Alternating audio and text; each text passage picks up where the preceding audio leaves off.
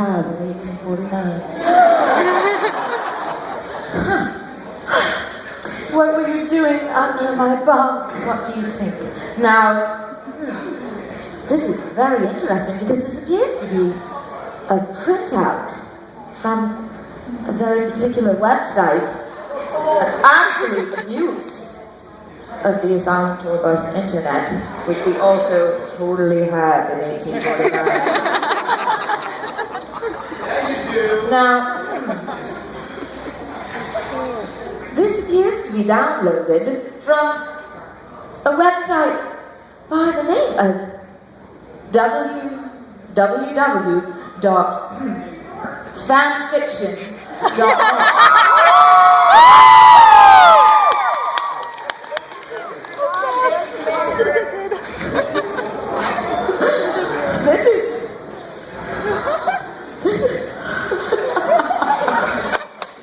This is what you like?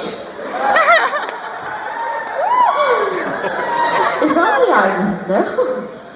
It's all this time I was going about it all wrong. I would simply love to read some of this aloud. I would love to share it. Oh no, I'm sure that someone would love to listen. Now it begins most ordinarily, we could say.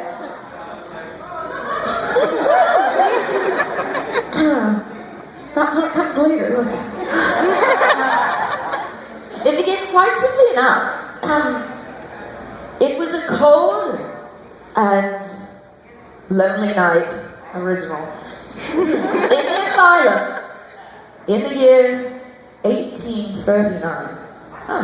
Alright. Veronica was locked in her cell.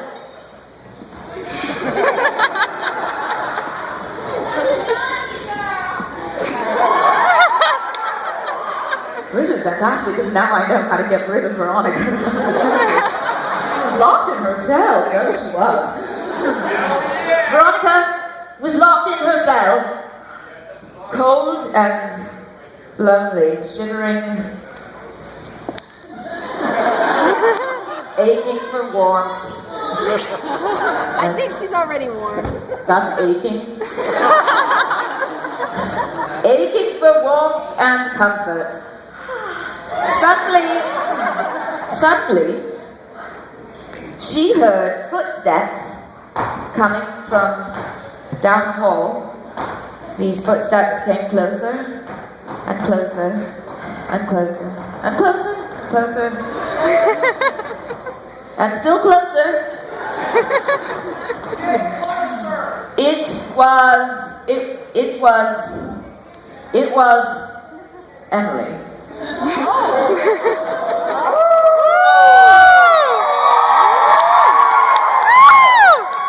It was Emilie, the singer of her heart's desire.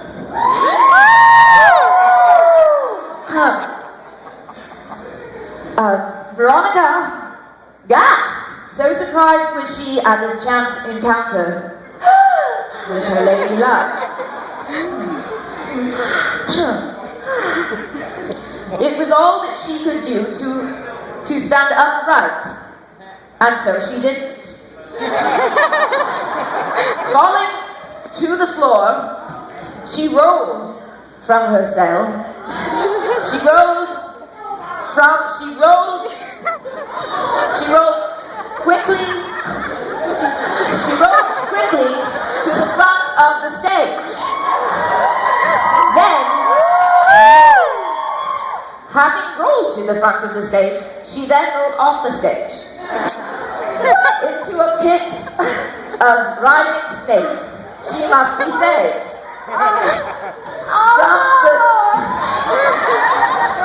She must be saved. Who could save her? Oh no. She cried. The waiting crowd tried to help her as best they could, but all they could manage was to grasp her voluptuous body. Once looking closely upon her, however, their visions of her glory vanished, and they were then repulsed and disgusted by her very visage. They pushed her, they thrust her very, very aggressively back into the stage where they quite thought she belonged. And there she held her hand out towards the now repulsed crowd, and she said to them very, very clearly, and quite loudly at that, "Can I get a what? Can I get a what?